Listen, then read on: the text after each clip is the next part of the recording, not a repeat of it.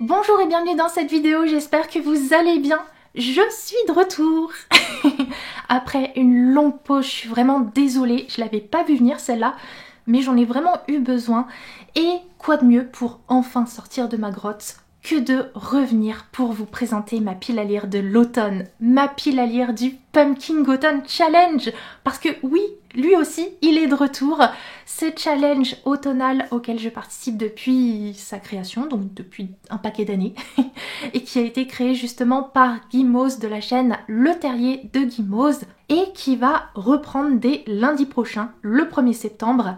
Il s'arrêtera le 30 novembre et il est composé de 3 menus et de plusieurs façons pour valider son challenge. Moi de mon côté, j'ai choisi de faire comme quasiment chaque année, c'est-à-dire de glisser un livre dans chacune des sous-catégories de chaque menu du challenge, ce qui nous fait un total de 12 livres que je vais vous présenter dès maintenant. On commence par Automne extraordinaire. J'avais envie de vous parler de ce menu en premier parce que c'est mon préféré.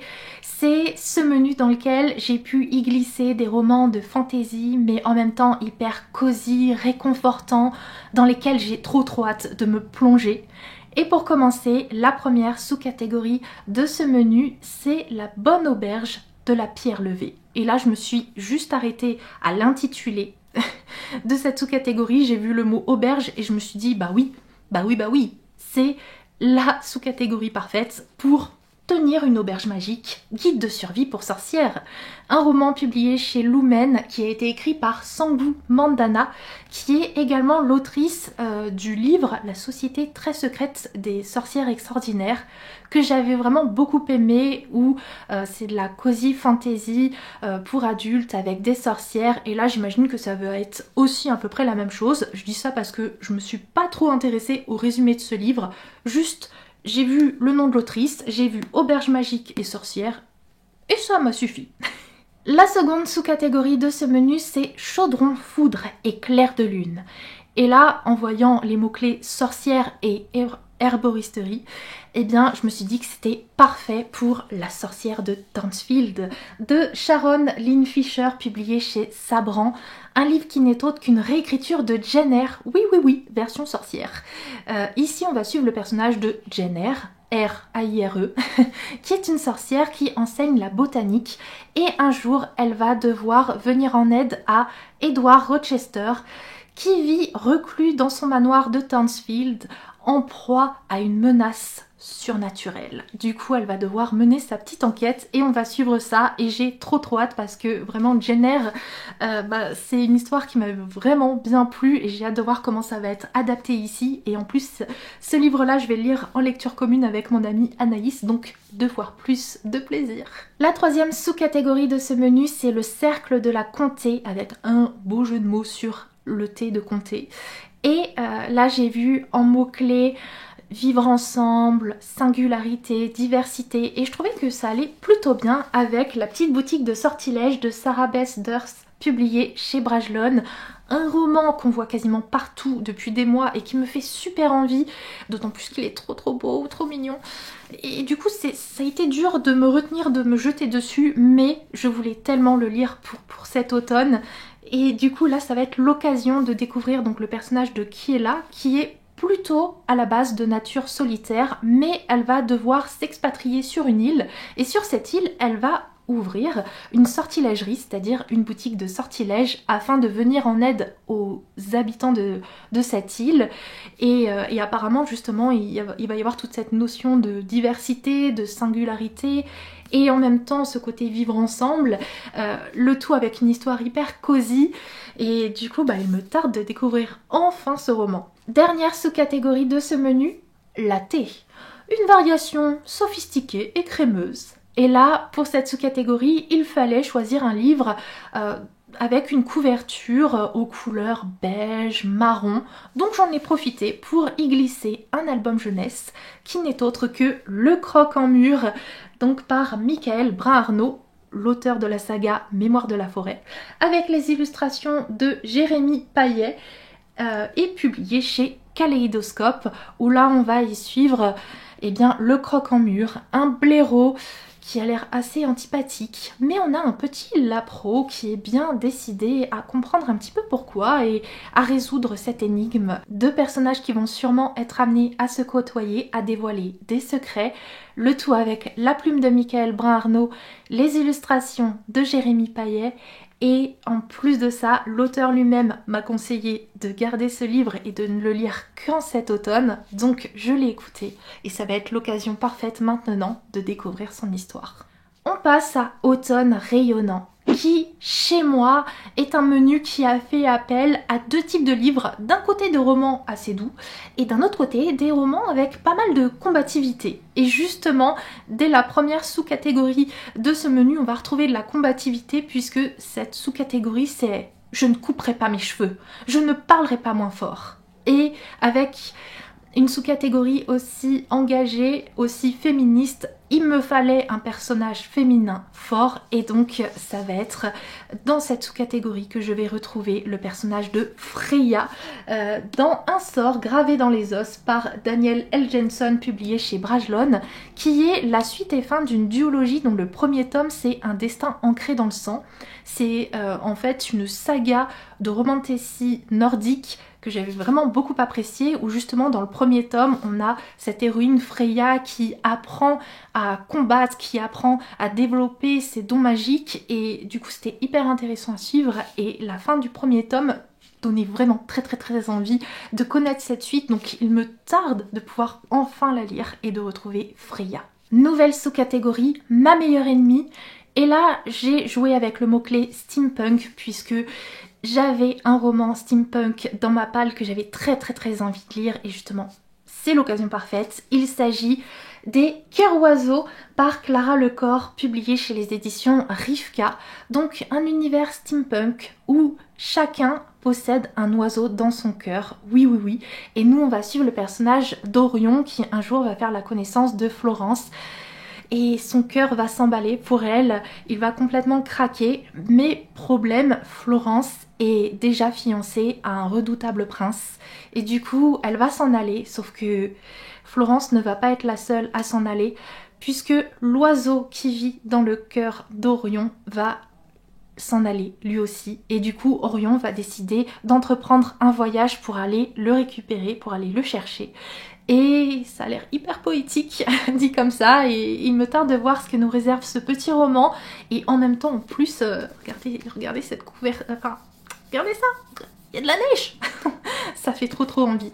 La troisième sous-catégorie de ce menu, c'est pour nous qui avons besoin de souffler. Et quand j'ai vu le mot-clé nature, j'ai immédiatement pensé à La petite maison dans la prairie, parce que on parle tellement de nature dans chacun des tomes, c'est assez contemplatif, on y suit cette famille, la famille Ingalls, au cours de leurs aventures, et du coup là avec mon amie Anaïs, puisque on lit désormais cette saga en lecture commune ensemble, on en est au tome 4, donc qu'on va pouvoir attaquer au cours du mois de septembre. Ah là là, j'aime tellement cette édition des éditions Flammarion, là, cette réédition est trop jolie. Et donc ouais, un tome 4 consacré à Almanzo Wilder, qui n'est autre que le futur mari de Laura Ingalls Wilder. Donc là on va suivre sa jeunesse et sans doute comment il rencontre Laura, et j'ai hâte d'avoir son point de vue à lui. Ça va changer un petit peu tout en restant dans le même univers de La petite maison dans la prairie. Dernière sous-catégorie de ce menu, rester tout le temps avec Brindille. Et là, en mots-clés, on a amitié, aventurière et bande dessinée qui m'ont parlé, et évidemment, pour cette sous-catégorie, je ne pouvais que glisser le premier tome de La passeuse de mots en roman graphique. Oui, il va sortir dans quelques jours, et pour moi ça va vraiment être l'occasion de pouvoir retrouver cette histoire, puisque cette saga donc de Alric et Jennifer Twice, moi j'ai lu les 2 premiers tomes en roman, et c'est vrai que j'avais fait une petite pause. Donc là, pouvoir retrouver cette version graphique par Carbone et Michaela Cacciatore, publié chez Hachette dans la collection roman graphique, ça va me remémorer un petit peu toute la saga, et peut-être même me motiver à reprendre cette saga que j'aime beaucoup, mais c'est juste que les romans sont tellement longs que parfois je me dis oh là là, j'ai pas le temps, alors que la saga est trop bien. On y suit une héroïne qui s'appelle Arya, qui vit à la capitale, et un jour la capitale va être complètement assaillie, vraiment mise à feu, mise à mal, et elle, Arya, va réussir à s'en sortir, mais c'est à partir de ce moment-là qu'elle va devenir la nouvelle passeuse de mots, c'est-à-dire qu'elle va être capable de faire de la magie si jamais elle est au contact de certains mots magiques qu'il va falloir qu'elle retrouve aux quatre coins de son univers, accompagnée d'un petit groupe d'aventuriers avec elle. Et du coup, ouais, franchement, une saga que j'ai hâte de retrouver dans cette nouvelle version. Et enfin, le dernier menu du challenge, c'est Automne frissonnant, dont j'ai choisi de vous parler en dernier parce que il fait peur. La première sous-catégorie de ce menu, c'est Monster Match, comme la chanson. Et quand j'ai vu en mots-clés Halloween, bah forcément, il y a un livre qui m'est venu à l'esprit parce que ça fait maintenant 2 ans que pour Halloween, je lis un livre d'une saga en particulier. Et là, eh bien, pour la 3e année, je vais continuer et même terminée, puisque c'est une saga qui s'achève avec ce 3e tome. Je parle bien évidemment des Jumeaux Croche-Mort de Cassandra O'Donnell, publié chez Flammarion Jeunesse, un 3e tome qui s'appelle Damnation, et qui va donc nous raconter la fin des aventures de Silence et Auriel, et il me tarde de savoir ce qui va leur arriver. Parce que, donc, dans le premier tome, on suit Silence et Auriel, ces 2 orphelins qui vont devoir aller vivre chez des grands-parents dont ils ignoraient complètement l'existence jusqu'à présent. Et quand ils arrivent chez leurs grands-parents, déjà, ils se rendent compte que le manoir dans lequel ils vivent, il a l'air un petit peu bizarre. Mais en plus, la ville dans laquelle ils vivent semble bien victime d'une malédiction. Seriez-vous capable de l'arrêter ? C'est la sous-catégorie suivante.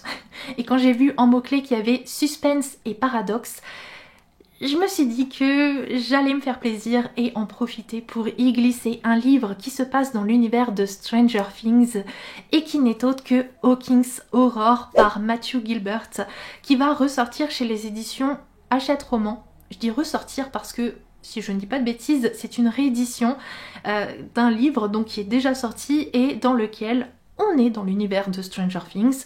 À Hawkins, on va retrouver notre petite bande d'amis qui un soir va décider de se raconter des histoires qui font peur.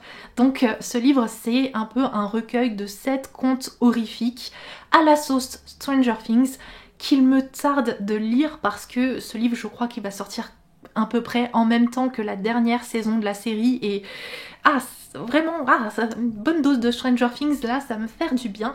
La 3e sous-catégorie de ce menu, c'est ceux qui ignorent qu'il n'existe pas. Et là, j'ai vu en mots-clés deuil et combat et je me suis dit, est-ce que ça serait pas l'occasion parfaite de sortir enfin de ma pile à lire le 1er tome de la saga Nevernight. N'oublie jamais de J. Christophe, publié chez les éditions de Saxus, parce que franchement cette saga, ça fait longtemps qu'elle est dans ma pile à lire et que j'ai très envie de la lire. Donc il est temps, et là c'est quand même l'occasion parfaite dans cette saga. Pour commencer, on va y suivre une héroïne qui va rejoindre une école d'assassins. C'est une tueuse débutante qui n'a qu'un seul but, se venger des forces qui ont détruit sa famille. Et enfin, la dernière sous-catégorie de ce dernier menu, c'est les songes maudits de Carmilla. Et en mots-clés, j'ai vu vampire et je me suis dit, évidemment, il est temps pour moi de lire enfin le dernier V.E. Schwab, Bury Our Bones in the Midnight Soul. Ici, c'est l'édition Fairyloot, qui est trop jolie. Et ce livre, ça fait des mois que je me retiens de le lire, parce qu'il me fait trop envie, parce que j'adore l'autrice, c'est V.E. Schwab, mais on y parle de vampires et je me suis dit forcément c'est un livre pour l'automne. Mais qu'est-ce que c'est dur, qu'est-ce que ça a été dur de me retenir et de voir tout le monde lire ce livre avant moi et vraiment l'apprécier, parce que je crois que j'ai quasiment vu personne qui n'a pas aimé ce livre, donc bon, ça va être à mon tour de découvrir ce nouveau V.E. Schwab qui apparemment est un mixte de son roman Adilahu et aussi de sa saga Vicious. Donc à voir ce que ça va donner. Ici on y retrouve 3 vampires femmes en fait. On va les suivre, j'en sais pas plus, j'ai pas envie d'en savoir plus. J'ai juste envie de me laisser porter par cette histoire et j'espère qu'elle me plaira autant qu'à tout le monde. Voilà, comme ça vous savez quels sont les livres que je compte lire cet automne pour le Pumpkin Autumn Challenge. N'hésitez pas à me dire en commentaire s'il y en a certains que vous avez déjà lus et ce que vous en avez pensé. Et n'hésitez pas à me dire aussi si vous êtes comme moi trop content que l'automne débarque bientôt, parce que l'été ça dure beaucoup trop longtemps. Ou si au contraire vous êtes de la team été, on sait jamais. Moi perso j'avoue que là, vivement que l'automne s'installe pour de bon. Sur ce, je vous laisse ici, mais rassurez-vous, on se retrouve très très vite, pour de vrai. Et tout bientôt pour une nouvelle vidéo.